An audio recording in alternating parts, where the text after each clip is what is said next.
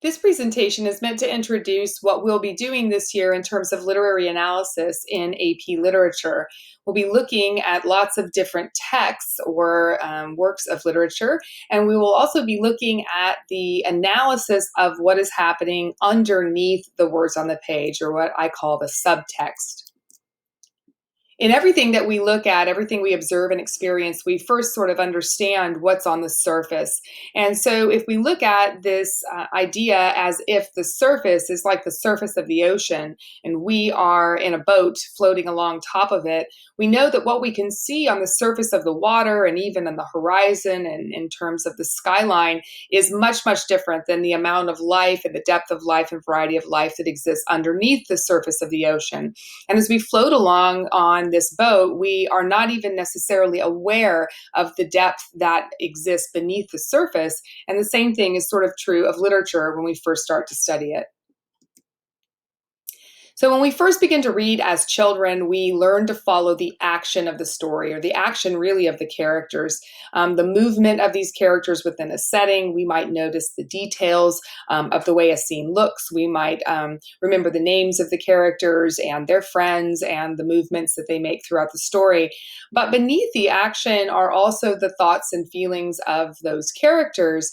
And when we are first learning to read, those thoughts and feelings might be more explicitly stated rather than suggested or more subtle. And when we get into AP literature, we're looking at more subtle thoughts and feelings that we have to determine based on the words on the page.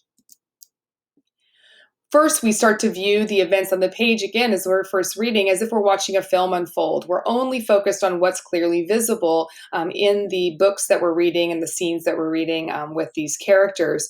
But eventually, we start to consider what we can't see. We look at a character's emotions, maybe their motivations or their intentions within a text. And these become more complex as we change the complexity of the things that we're reading.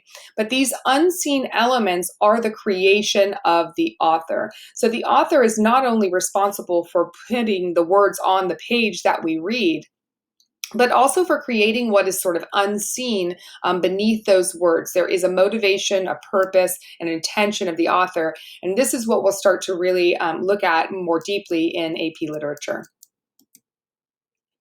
So to analyze literature, we still have to first understand what is happening on the page. So we don't leave that behind, those skills that we learned as children when we were first reading. We don't leave that behind when we enter into this classroom. We're still looking at what is happening on the page. But then we start to expand on what we know, and we start to try to determine how the author is communicating the significance of a scene and why it actually matters. So by following what's happening on the page, we then start to look at how what is happening on the page is being communicated.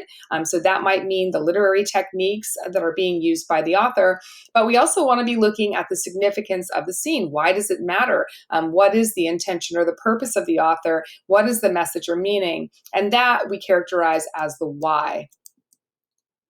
You may remember from 9th and 10th grade doing some charting work, and that was the work where we take a passage or a piece of literature or a piece of nonfiction, we break it into parts or chunks, and we try to look at the relationships between those parts. Well, we're going to do the same thing here with fiction in AP literature, and we're going to be doing the same kinds of exercises that we did with charting in 9th and 10th grade.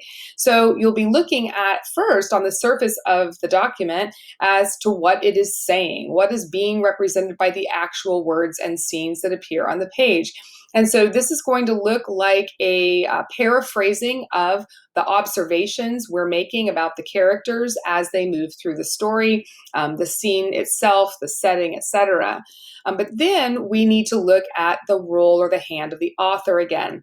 And the author is responsible, again, not only for what's being said on the page, but also for what the text is doing, which is the message that it might be communicating or the feelings that it evokes or inspires. So when we begin our saying statements, we'll be paraphrasing the observations of what's happening on the page.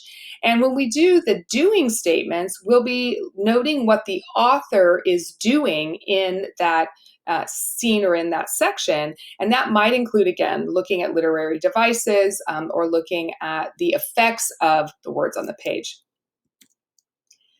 We will be considering again on the surface the author, the character, sorry, as a creation of the author. So those characters that are moving along at the surface of the story have been created by someone, that's the author, and the character and the narrator are operating on the page through that intention of the author. The author exists beneath the surface of the text. They're forwarding a vision through a story that they imagine and that they want to communicate to us. So again, just as when we were small, we'll follow those characters along in the story, but then we're going to look at how what they are experiencing and the depth of what they're experiencing is being created by the author, sort of behind the scenes or beneath the surface. This year, we'll be looking at 6 big ideas in our investigation of literature. The ones that are highlighted here in orange are the 3 that we'll be beginning with in this period of the year. So we'll be looking at character or characterization. We'll be doing an inquiry into setting, and we'll be reviewing some of the figurative language aspects that we've looked at in earlier grades. Later in the year, we'll be looking at literary structure and narration and point of view, and literary argumentation, which really just means the skill of essay writing, as we look through the study of each author's individual craft this year.